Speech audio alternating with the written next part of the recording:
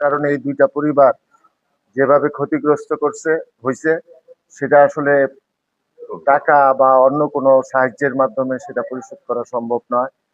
কিন্তু আজকে আমরা চেষ্টা করছি, কারণ এই যে এই ছেলে দুইটার মধ্যে একজন আমার সাথে জেল খেটেছে, মামলা টামলা খেয়েছে। তো সেই ছেলেগুলো আজকে এই দুঃসময় পেরিয়ে আজকে এখানে আসার পরে তারা একটা দুর্ঘটনায় নিহত হয়েছে। এই পরিবারগুলো অত্যন্ত ক্ষতিগ্রস্ত। আমরা সিটি কর্পোরেশন তাদের পাশে দাঁড়িয়েছি। আমরা আশা করি আজকে দুইটা পরিবারকে 10 লক্ষ টাকা করে 20 লক্ষ টাকার দুটো চেক হস্তান্তর করলাম, এবং তাদের দুই পরিবারের থেকে দুইজনকে আমরা এই সিটি কর্পোরেশনে চাকরির ব্যবস্থা করেছি। আশা করি এই পরিবার দুটি তাদের যে উপার্জনক্ষম আহ, উদীয়মান যে পরিবারকে হাল ধরার যে ব্যক্তি দুজনকে হারিয়েছে, সেটা কিছুটা হলেও তারা এর মাধ্যমে তারা ফিল আপ করতে পারবে।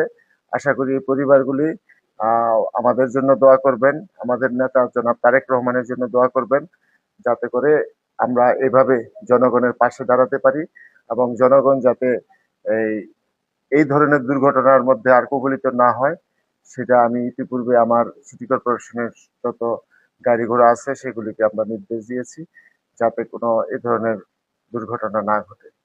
তো আমরা চেষ্টা করব নারায়ণগঞ্জ থেকে সকল ধরনের দুর্ঘটনা কে প্রতিহত করার জন্য। সেই ব্যাপারে আমরা সজাগ রয়েছি। আমরা এই পরিবারের সাথে আছি। সবাইকে ধন্যবাদ। অত্যন্ত খুশি হয়েছি যে আমার সন্তান হারাইছে। অনেক আমরা আর করতে পারছি না, এটা সুখ যেতে পারতেছি না, সুখ থাকতে পারছি না। আমাদের সন্তান দিয়ে অনার্স পাস করাইছি নারায়ণগঞ্জ কলেজে। এই সন্তানের জন্য বুঝছিল আমরা একটু শিক্ষিত কম, আমার ছেলেদের অনেক বড় লেখাপড়া করাম, উচ্চ ধরনের শিক্ষিত করাম, বড় বড় চাকরি করে পাইতে পারে, বড় বড় কাজকর্ম করতে পারে, যে আমাদের সুখ শান্তি বাপ আমার শান্তি যেতে পারে, এই আমরা সুখ শান্তি আমরা এটা কামনা করি। পরিশ্রম করে আমার ছেলেকে উচ্চশিক্ষার পথে দিয়েছি। এখন রাজনীতির সাথে জড়িত ছিল, তো ও আল্লাহ এই ওখানে নিয়ে যাবে আমি বাবা সহ্য করতে পারি না, ও মাত্র পাগল প্রায়।